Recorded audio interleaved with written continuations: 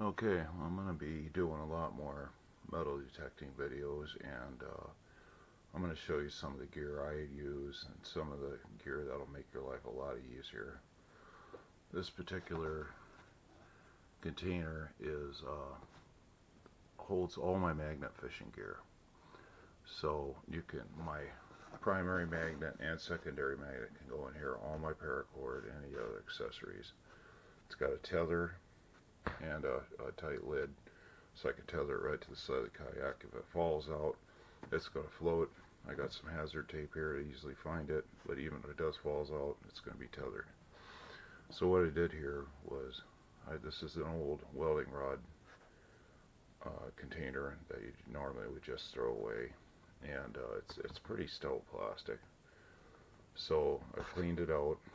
I've added to this rubberized tie-off, bolted it in, sealed it with epoxy.